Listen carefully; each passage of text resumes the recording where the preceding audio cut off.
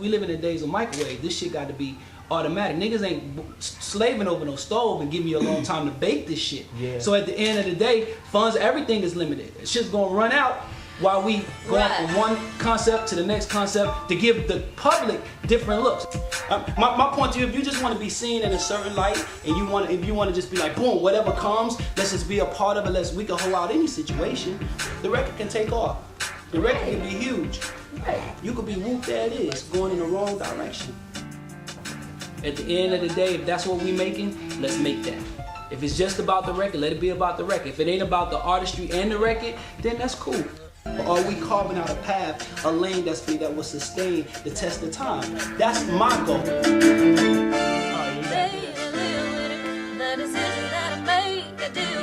Developing talent is like very instrumental. I mean, you can have a hit record, but if the talent is not developed, then you halfway there. I think you need artists that's well-rounded, that's groomed properly, that can go out in the marketplace and sell the material. So I feel like, if without artist development, you're not building any superstars.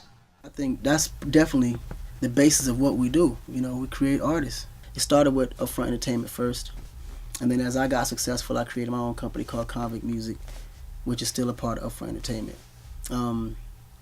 And me and D been together for, I can say, 15 years. I was just fortunate to be, in a position where I actually bumped into D, and then he, schooled me to a lot of the things that I didn't know. Upfront Records started, I want to say 6 years ago. I actually, was doing some development and choreographing other acts on other labels, and and I kind of like wanted to do my own thing and want to develop my own talent. I had my staff reach out to the writers and the producers. Some are signed to us and some are unsigned.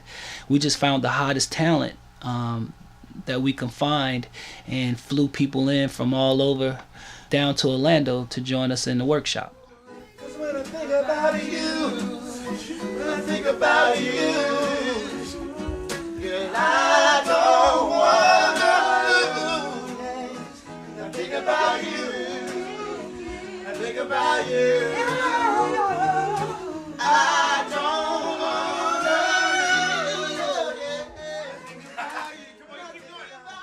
The idea for actually bringing all the artists and writers and producers together came from me watching the Berry Gordy story of how he built Motown.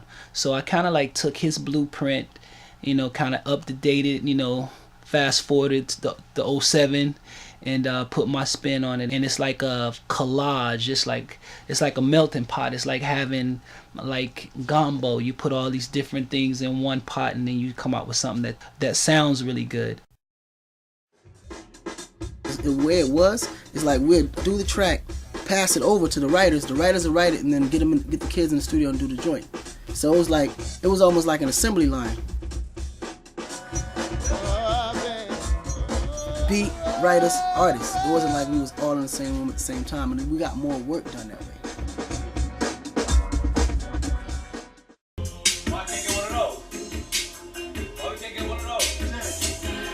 Hey man, let me get some sounds before we leave, man. I got 500 gigs, you can rate it. Do whatever you want to it. I got so many guitars and stuff. It's like a nice little healthy competition that you get from the different producers that want to outdo each other, the different writers that want to outwrite each other, out sing, out rap, and it becomes a good thing when it's put together properly. Then I come in and just carve it out.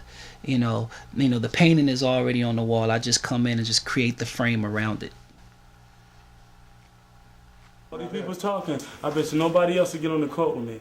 Even Pooh scared. He won't call me. Get on the court with you. What's up? Let's go. Let's go. I mean, I'm working, man. Some of us gotta, some of us gotta earn a check. You know what I mean?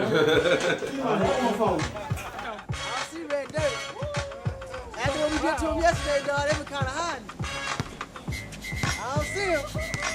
Y'all witness. This day two, all that shit they was talking about. Yeah, that's fucked up, too, man. That's fucked up. We ready, baby. We ready. That dude that was drinking all that yak was talking to more yak. What 5 heartbeats? Hey, Pete, where the 5 heartbeats at? Nice like this. Oh, you right? I wish.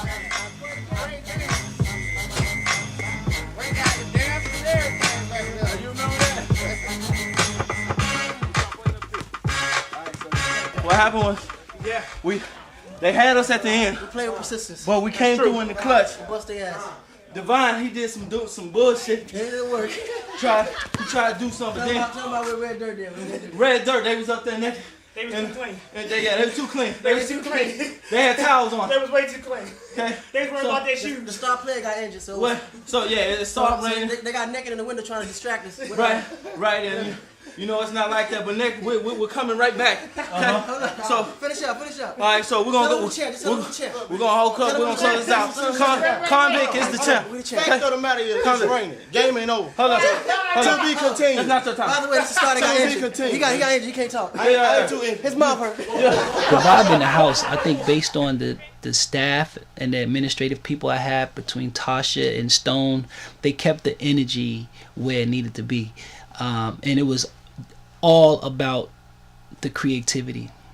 I think a lot of people left their personal problems outside, and if they even had personal problems, they never really got to a point where we really had to address them. I think they dealt with it before it even got to us. So at the end of the day, I think because of the staffing, everything was handled properly. In the studio, ain't no clocks, ain't no company. You know what I'm saying? You ain't really got no distractions, so days will go by you. You don't even realize it. Hours will just pass by like minutes. You know what I mean? So it don't feel like work, especially when you're enjoying it. But if you was to pick this over a 9 to 5, it definitely would be a lot of overtime being spent. As far as the family itself, I think everybody definitely came through for each other. You know, we got definitely what we want. What we came here for, we got. A year from now, 2 years from now, you'll see somebody come out of that room that sell millions and millions of records. So it's always helpful because you never know who's next.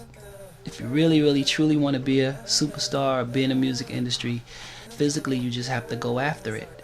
No, it's not an option. I've been told no so many times that I just keep striving to be good and be the best record exec that I could possibly be. The only thing I could really say, you have to believe in yourself. Through God, I think you can accomplish anything. That's why you don't do people wrong. That's why you don't talk bad about people. It will come back. It will come back. Oh Lord, no, you don't do nobody wrong, 'cause it will come back on you. You don't do nobody wrong, 'cause it will come back on you. No. You'll bust a gag in your bag. See, he cusses ever since he left the church. He starts cussing. I said in your ass. Reverend Butler. Oh, I bust a gag. You know, I thought